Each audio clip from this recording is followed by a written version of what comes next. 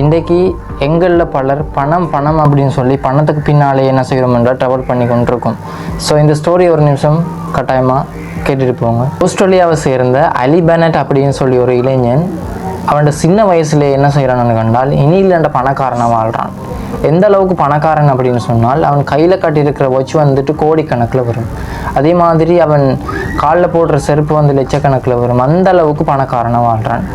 அப்படி வாழ்ந்துட்டு இருக்கிற சமயத்தில் வந்து திடீர்னு ஒரு பேர் அதிர்ச்சி ஒன்று அவனுக்கு காத்துட்டுச்சு. என்னென்னு சொன்னால் 2015 அவனுக்கு வாயில் சின்ன ஒரு புண்ணு ஒன்று ஏற்படுது.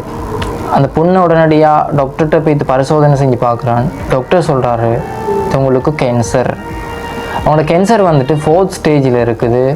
ஸோ நீங்கள் 7 மந்த் தான் உசுரோடு இருப்பீங்க, இன்னும் ஜஸ்ட் 7 மந்த் தான் உசுரோடு இருப்பீங்க அப்படின்னு டாக்டர் சொல்கிறாரு.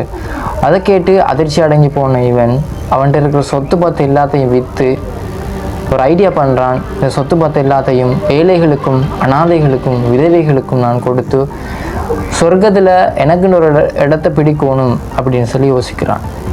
அப்படின்னு சொல்லி யோசிச்சுட்டு முஸ்லீம் அரவுண்ட் த வேர்ல்டு அப்படின்னு சொல்லி ஒரு ட்ரஸ்ட் ஒன்று ஆரம்பிக்கிறான். ட்ரஸ்ட் ஒன்று ஆரம்பித்து அதனூடாக பல மக்களுக்கு, அதாவது பல நாடுகளில் இருக்கக்கூடிய பல ஏழை மக்களுக்கு வந்துட்டு உதவி செய்கிறான். எப்படின்னு சொன்னால் அவங்களுக்கு பாடசாலைக்கு தேவையான பொருட்களை கொடுக்குறது, அதே மாதிரி அவங்களுக்கு வீடு கட்டி கொடுக்குறது, கிணறு கட்டி கொடுக்குறதுன்னு சொல்லி பல உதவிகளை வந்துட்டு செய்கிறான்.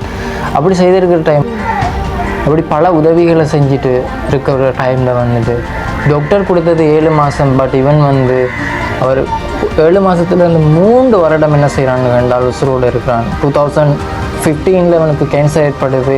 2018 வரைக்கும் இவன் உசுரோடு இருக்கிறான். ஆனால் டாக்டர் கொடுத்த டைம் ஜஸ்ட் 7 மந்த்.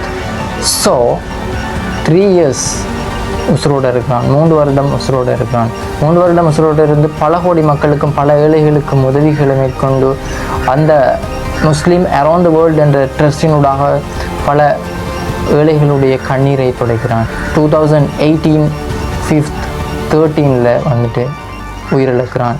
உயிரிழக்கிறதுக்கு முன்னுக்கு ஒரு வீடியோ ஒன்று அப்லோட் பண்ணுறான். அதாவது எப்படின்னு சொன்னால், அல்ஹம்துலில்லாஹ் ஐ பாஸ்ட் அவே. எனக்கு இறைவன் இந்த புற்றுநோயை ஒரு கிஃப்டாக தந்தான். அதாவது நான் எனக்குன்னு சொல்லி ஒரு இடத்தை சொர்க்கத்தில் பிடிக்கக்கூடிய ஒரு சந்தர்ப்பத்தை தந்தான்.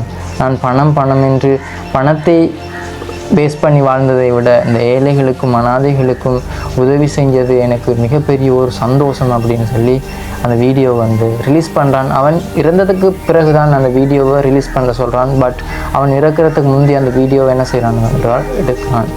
ஸோ இதுதான் மனிதனுடைய லைஃப். எப்போது என்ன நடக்கும் என்று எங்களுக்கு தெரியாது. ஆனால் இருக்கும்போது நாங்கள் எப்படி இருக்கணும் என்பது இந்த கதையினூடாக உங்களுக்கு விளங்கி இருக்கும் அப்படின்னு சொல்லி நான் நம்புகிறேன்.